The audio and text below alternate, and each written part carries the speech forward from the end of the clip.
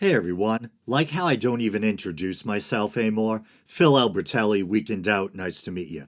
So it was probably a few nights ago, already cracking myself up, that I noticed while putting the finishing touches on the last episode that there was a secular talk video in my YouTube feed entitled Joe Rogan Shocked as Tucker Carlson says evolution not true to his face. And I remember thinking, I gotta watch this, but I have to finish editing this episode first, which I did. I uploaded the episode and then I watched the Secular Talk video and shared it to the Weekend Out Facebook page, along with a comment about how I might cover it too, which apparently I am, but I debated whether I should or not. Because I thought Kyle from Secular Talk did a great job responding to the clip and breaking down why Tucker was wrong about evolution. I also stumbled upon David Pakman's response to the same clip. I haven't listened to or watched David Pakman in months, and it's not really like me to abandon a content creator over a difference of opinion on a single topic. I've had listeners do that to me and they let me know, and it doesn't feel good. But Pacman had made some comments about the war in Gaza that kind of rubbed me the wrong way or that I found tone deaf or insensitive. I think it was right around when the devastation and the death toll started to really ramp up in Gaza.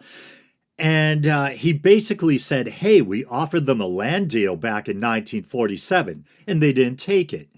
And there was something about the cold, casual, or glib way he said it that once again kind of rubbed me the wrong way. And anyone familiar with the tumultuous history or events leading up to the founding of the modern state of Israel will know that it's a lot more complicated than, hey, we offered them a deal and they didn't take it. If foreign powers like Britain and the UN come in and start drawing lines on a map and telling you or proposing how much of your own land you get to keep, you probably wouldn't be happy about it either. But that being said, I actually think Pacman did a really good job debunking Tucker's evolution denialism as well. And who knows, at some point I'll probably start watching or listening to Pacman again. And I have to admit, he did start to win me back over with his well-worded Tucker response. And so when I first watched that clip of Tucker denying evolution, it definitely got under my skin. Not just because you had an influential figure denying evolution on a platform as far reaching as Rogan's, but it was also just the smug, overly self assured, classic Tucker Carlson esque way he said it, as if he's like, of course evolution's false. What, you think it's real? And so I was thinking to myself, if I do cover this, I'm really gonna tear into him. And then the next day at work, I listened to his Joe Rogan appearance in its entirety, and surprisingly, I actually found my opinion of Tucker softening a bit. I still think he was grotesquely wrong about evolution, but I felt like I got a fuller picture of him as a person. I always thought of Tucker Carlson as the smug, privileged, elitist yuppie, who's perpetually condescending and always thinks he's right, which still might be an apt or fair description to some degree. I think John Oliver once referred to him as a human boat shoe, but there were parts of that interview with Rogan that did soften my opinion of him, or there were things where I surprisingly found myself agreeing with him. He surprised me with his take on credit cards. I thought he would be the type that would say, if you get into credit card debt, it's your own dumb fault. But he talked about the predatory practices of card companies, like the absurdly high interest rates and the way they target young people on college campuses, etc. So I was pleasantly surprised by that sympathetic take from him. And then, and I know this is a really low bar, he also strongly denounced nuclear weapons, including, I think, our past use of them, which would obviously mean Hiroshima or Hiroshima and Nagasaki. And I'm paraphrasing, but I think he even said something along the lines that he considered anyone who would even contemplate launching a nuclear weapon at a populated area to be an evil person, which reminds me of a really wacky interview I just watched yesterday where Piers Morgan was interviewing John Mearsheimer, I believe that's how you pronounce his name, who is an American political scientist. I think he's also a professor and an international affairs expert. But for whatever reason, I think it's just his annoying interview style. Piers seemed to be unnecessarily or being unnecessarily combative. And he kept trying to push this idea that he thought, let's say, if Russia does launch a nuke at Ukraine, he seemed to be suggesting, Piers was suggesting, that the United States would have a duty to then, in response, launch a nuclear attack at Russia. And John Mearsheimer is trying to get through his thick head. You're talking about sparking a global thermonuclear war. And so some of you younger listeners are probably familiar with the popular, I don't know if he was banned from Twitch. I know he's on YouTube now. But the very popular streamer called Destiny, he's actually been kind of breaking through into mainstream kind of formats or onto mainstream platforms. And he's been on Piers Morgan a couple of times. And I think not that long ago, he was on Piers again and they were talking about nuclear weapons. And I think he was trying to suggest that there's not really a big difference between using nukes or using conventional weapons. And he was trying to illustrate the point with World War II, where if you look at the death toll from the horrific bombing of Hiroshima and Nagasaki, not necessarily that much different than, say, the firebombing of Tokyo.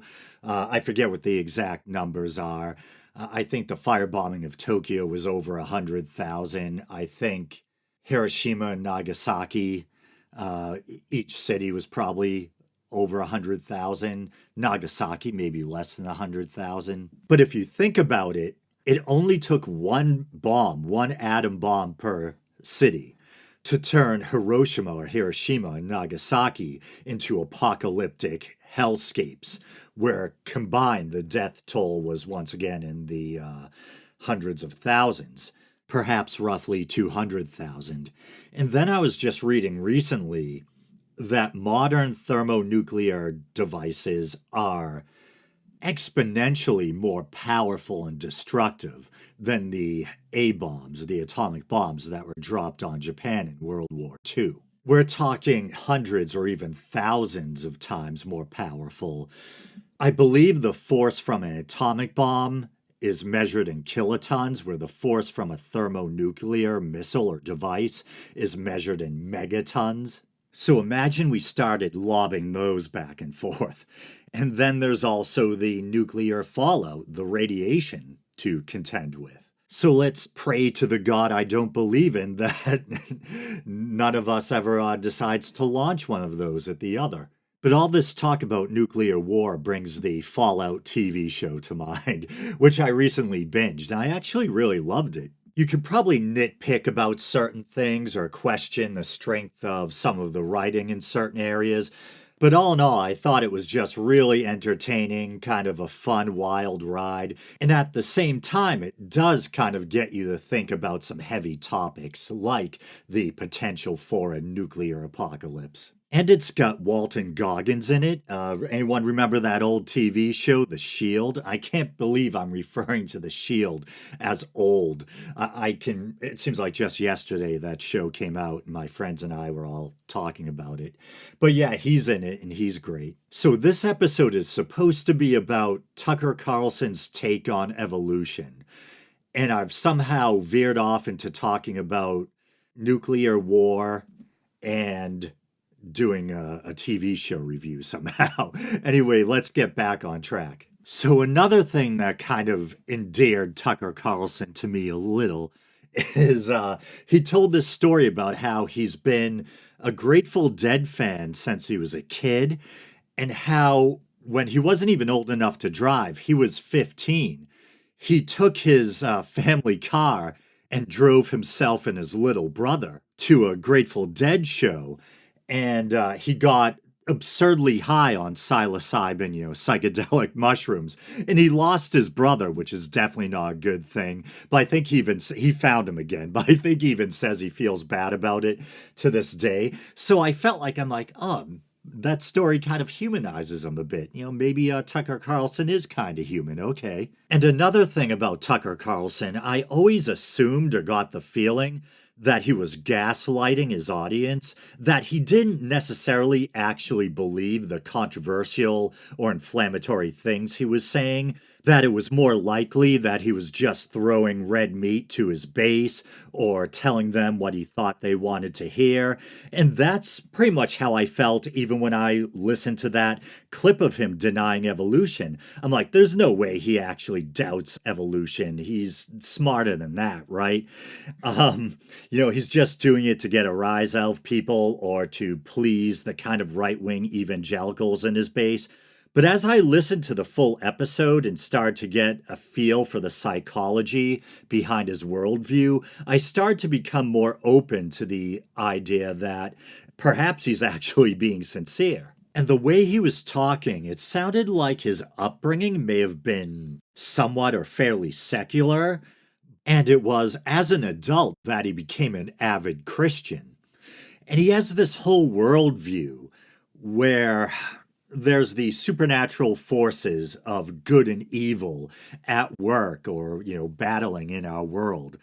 And this was probably the most bizarre part of the interview, but he talks about how he believes UFOs or UAPs, which I think stands for unidentified anomalous phenomena, that they're not technological in nature, crafts made and piloted by extraterrestrials, but that they're quote unquote spiritual beings or entities.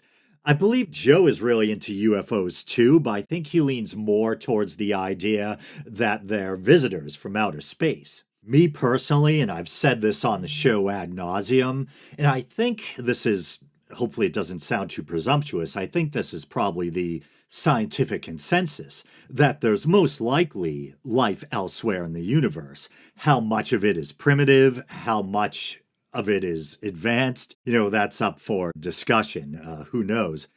But I'm skeptical that we've been visited, but I try not to be close minded and I try to stay at least a little open to the possibility. I can't remember where, but I know I've heard this strange idea that UFOs or UAPs are spiritual entities or spiritual phenomena or a phenomenon rather than being visitors from another planet traveling in technologically advanced crafts. I know I've heard this before, but I'm not exactly sure where from. But it does smack of certain conspiracy theories you hear. It kind of reminds me of some of the stuff David Icke says or talks about, these spiritual forces of good and evil at work in our world. But he believes in shape shifting reptilians and that kind of thing. My big problem, I guess, practically speaking, let's say that UFOs or UAPs, and I think I forget the term for the underwater equivalent of a UFO because he talks about that too. He talks about these things going in and out of the water at incredible speeds, that they defy the laws of physics. I think usually most UFO believers will agree that these things behave in ways that seem to defy physics, but they attribute that to highly advanced alien technology, where Tucker seems to think they can quote unquote deny the laws of physics because they're actually supernatural in nature. But if these phenomena, if they were supernatural beings like these amorphous spirit blobs or something, I don't know, are they angels, demons? Why would they spend their time zooming in and out of the water or playing chicken with aircrafts? It seems very strange. And I used the term UFO believers a moment ago, and I should clarify that I too believe in UFOs, unidentified flying objects. I just don't know what they are. People do see freaky or anomalous stuff in the sky. The question is, what are they? In some cases, it could be something as mundane as atmospheric phenomena or an experimental or just an ordinary aircraft that someone mistakes for something more exotic. And in other cases, and I'm skeptical, maybe it really is something out of this world or something mysterious that we don't understand yet. I had my own bizarre experience back when I was like in my late teens. I've talked about it on the show a couple of other times. My friend and I were ready to go on a late night Slurpee run to the 7-Eleven, the next town over. And we noticed this triangular shape. It looked triangular because of the way the lights were positioned on the perimeter of it. And it appeared to hover and it appeared to follow our car. At the time, I was driving a Z28 Camaro with T-tops. To this day, I don't exactly know what the heck it was. I'm completely willing to believe that it was just some earthly craft that we had misidentified. I don't know. But while Tucker was talking about these spiritual UFOs or UAPs or whatever, I noticed he seemed to kind of regurgitate some ancient alien talking points. He spoke very confidently about how these things have always been with us, which maybe they have in the sense that I think human beings have probably always seen things in the sky that they couldn't explain. That doesn't mean they're necessarily supernatural or visitors from another planet. People used to, shit bricks over eclipses, or they'd think that a meteor shower or whatever was a divine sign or something like that. And he cites the Bible. And anyone familiar with the Ancient Aliens TV show or who is at all knowledgeable about this whole Ancient Aliens kind of conspiracy or world will probably know the specific example I'm going to mention that he cites. The book of Ezekiel. In the book of Ezekiel, the prophet Ezekiel describes this crazy vision, this very bizarre, surreal vision. There's wheels within wheels, etc. And many ancient alien adherents cite this as an example of ancient people witnessing, an extraterrestrial craft or whatever. And I think at some point I really want to do a mini documentary episode where I take a look at Ezekiel's vision and try to get to the truth of what it actually is or isn't. I think that would be a cool show idea. But let's finally move on to the actual clip, and I apologize for keeping everyone waiting. It only took me 17 minutes to get around to it. So here we go. If evolution is real, and if there is this constant, I don't know, but it's visible. Like you can measure it in certain animals. You can measure adaptation. Yeah. But there's no evidence that in fact, I think we've kind of given up on the idea of evolution. The theory of evolution as articulated by Darwin is like kind of not true. Right? In what sense? Well, in the most basic sense, the idea that, all life emerged from a single cell organism and over time, and there would be a fossil record of that, and there's not. And there's not a fossil record of transitionary species, like species that are adapting to its environment. There's and they tons of record of Right. adaptation, and you see it in your own life. I mean, I have a lot of dogs. I see adaptation in dogs, through the Sure. litter to litter. But no, there's no evidence at all zero, that, people, evolve seamlessly from a single cell amoeba. No, there's not. There's no chain in the fossil record of that at all. And that's why you don't actually hear people, you hear them make reference to evolution because the theory of adaptation is clearly, obviously true. But Darwin's theory's totally, that's why it's still a theory almost 200 years later, No, we have not found that at all. And I can't even guess. I mean, I have my own theories on it, but they're not proven. What are your theories? God created people, distinctly, and animals.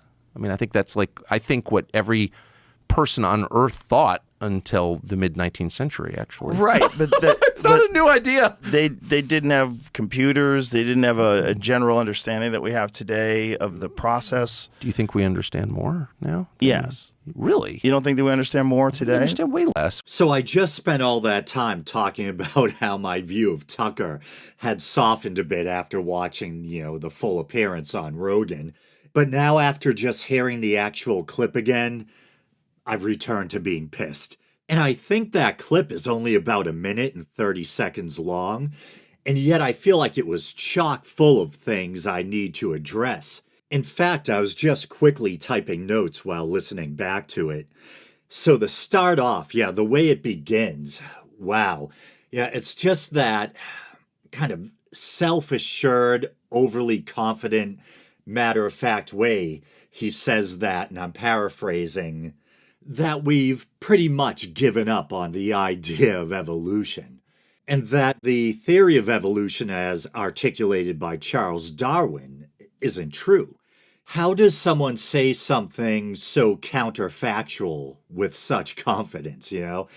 And if I get it, if he personally questions evolution or he feels like it conflicts with his spiritual or religious worldview, that's fine. He can think whatever he wants. But to state as if it's a common fact that we've given up on the idea of evolution, kind of suggesting that it's some outdated idea that we've moved beyond, is completely counterfactual and false. I believe the vast majority of scientists, I think it's well over 90% if I'm not mistaken, accept the theory of evolution. I'm actually looking at a Pew Research study among scientists connected to the American Association for the Advancement of Science. 98% say they believe humans evolved over time.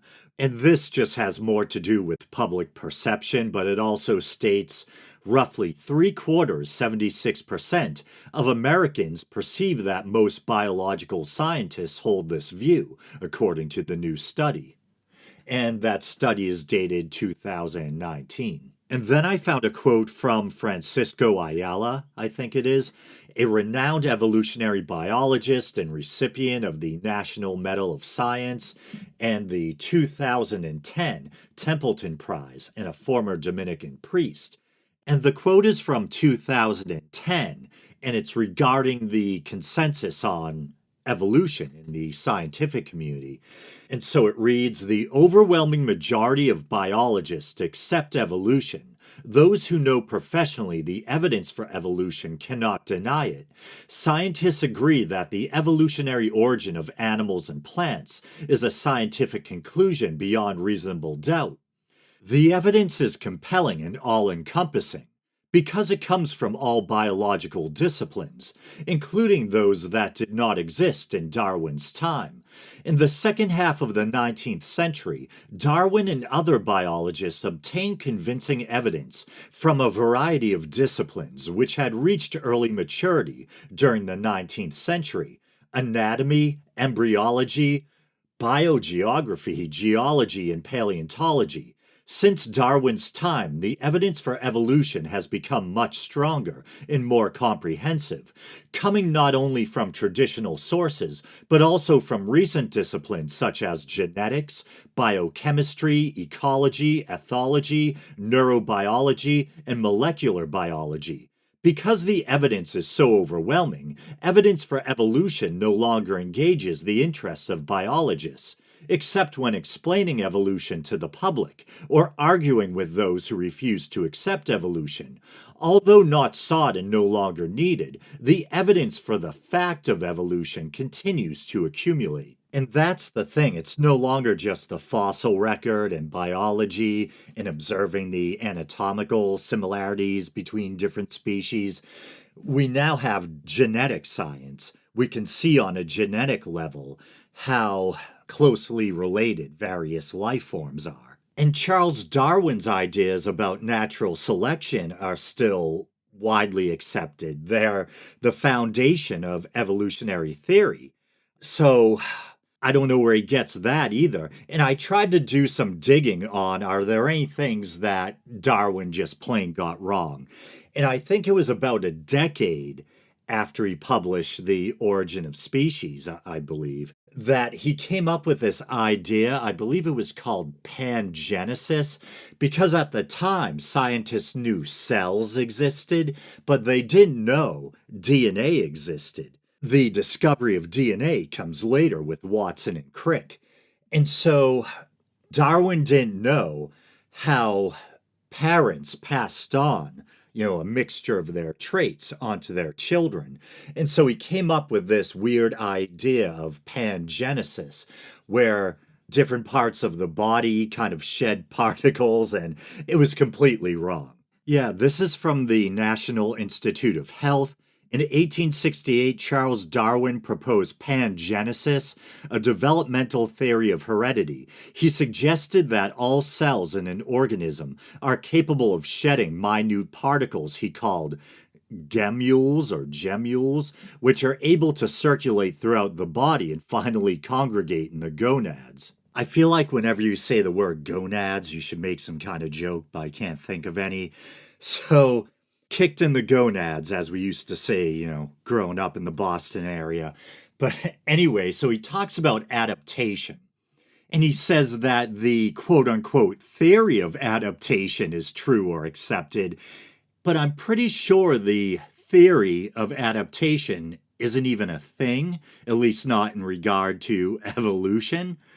And on top of that, evolution is essentially adaptation. Adaptation by means of natural selection and aided by mutation. So he doesn't believe in evolution, but he believes in adaptation, which is essentially evolution. And so I don't know if he's been exposed to any creationist talking points, but that's kind of what it sounds like. You'll hear creationists say, oh, sure, small changes happen within a species, but not enough to lead to, speciation. Or I can hear Ken Ham saying, can you show me an example of a beneficial mutation? That was probably a horrible Australian accent, but you get my point. I think there's actually a long list of beneficial mutations. In humans, there's things like lactose tolerance, trichromatic vision.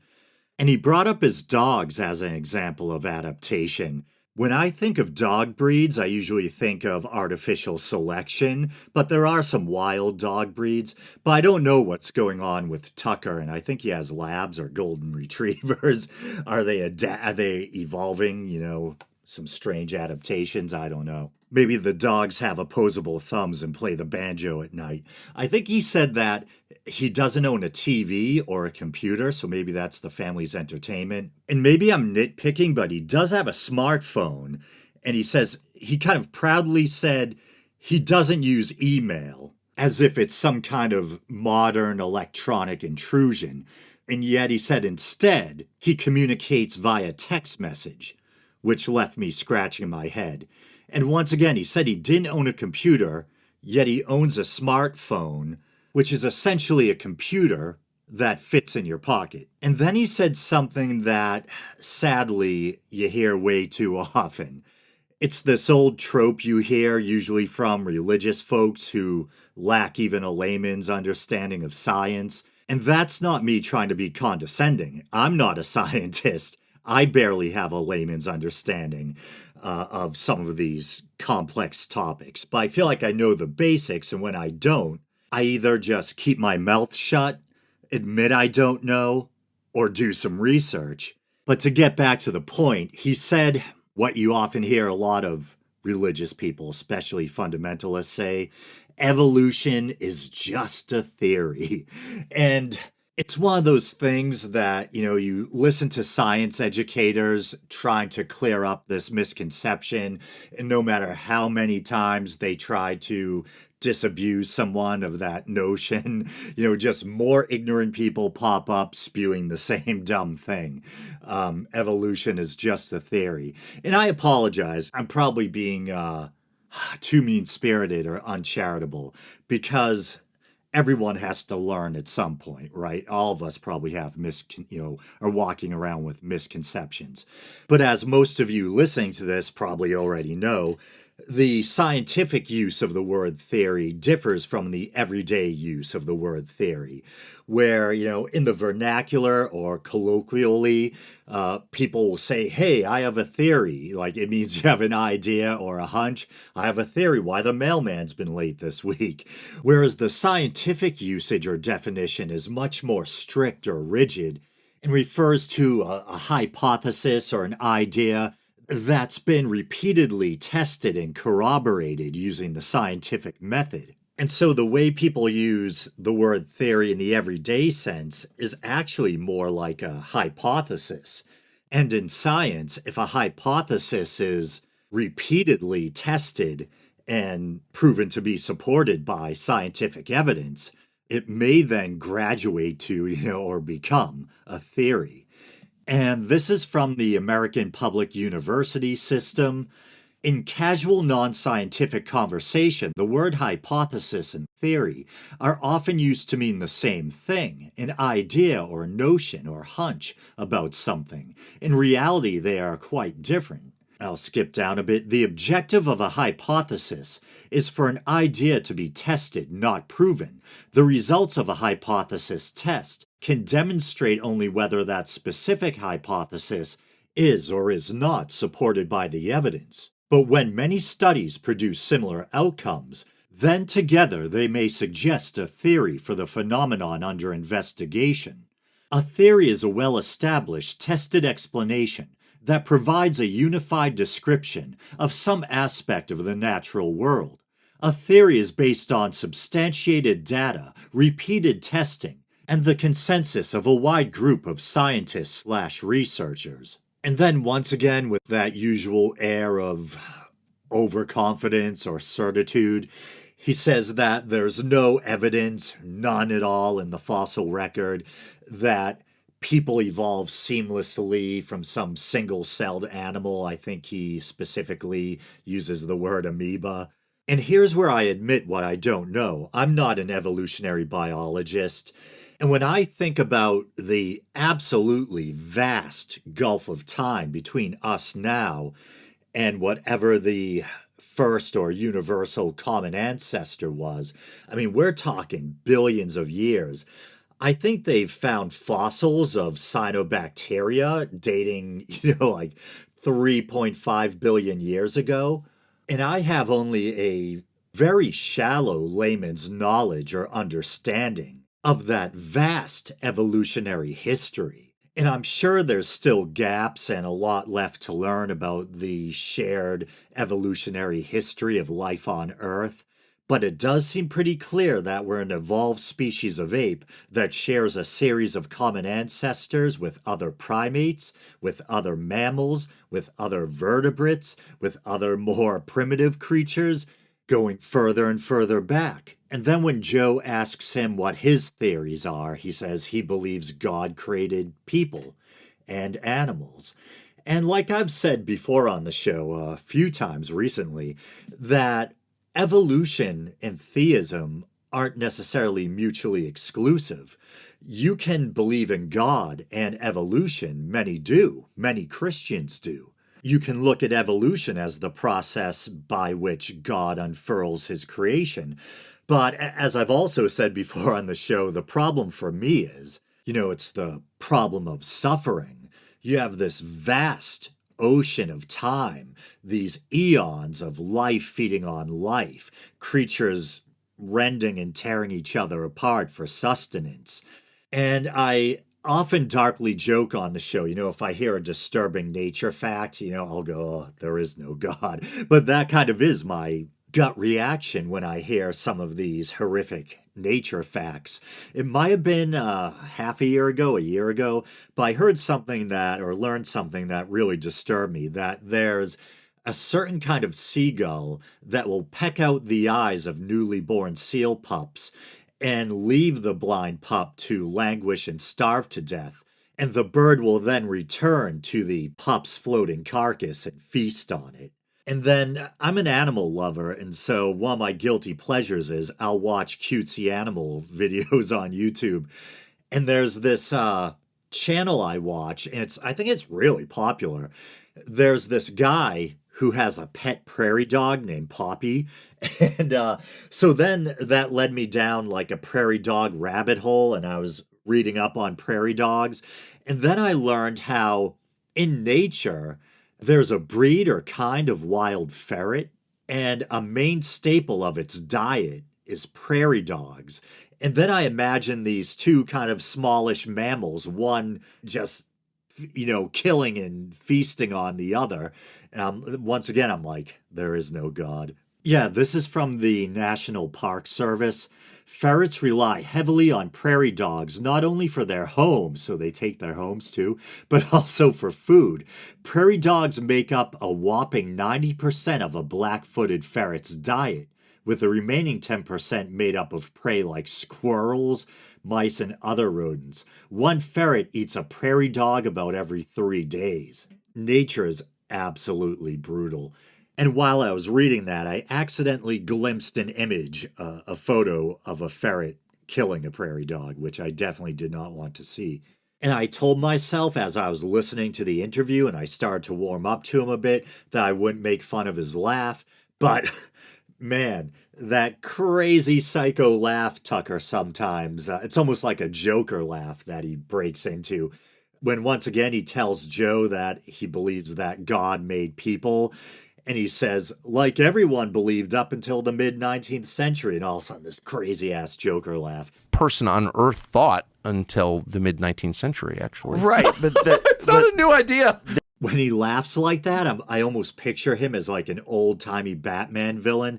Maybe he's dressed like a rich school kid, and he's carrying like a big lollipop, and he robs banks or something. But if he was rich, why would he rob banks? And then Joe smartly says, hey, well, they didn't have computers, they didn't understand as much. And then Tucker says, do you think we understand more? And Joe says, yeah, and I'm paraphrasing.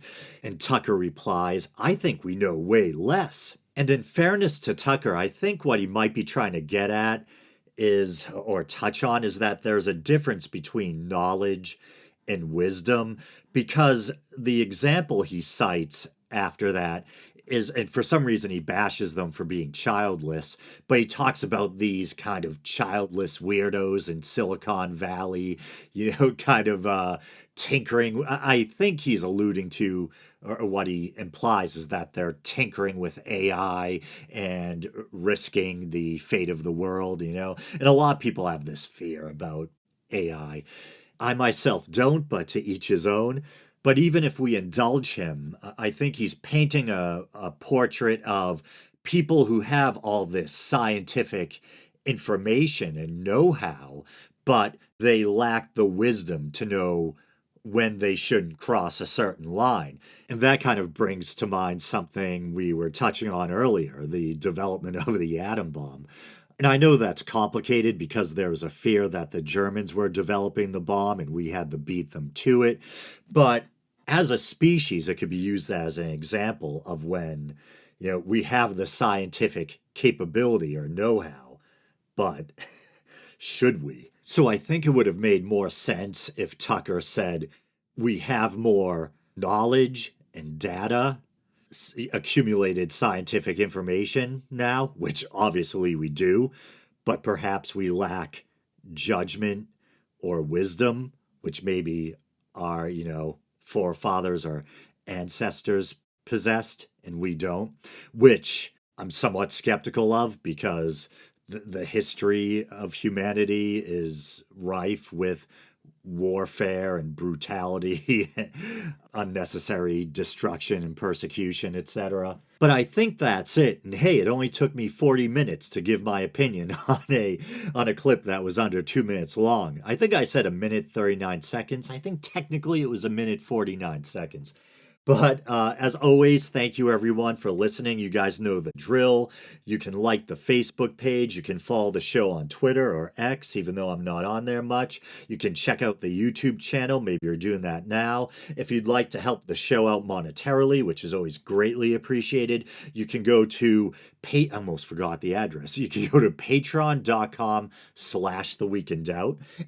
And now I almost forgot the name of my own podcast. I've only been doing it for a decade.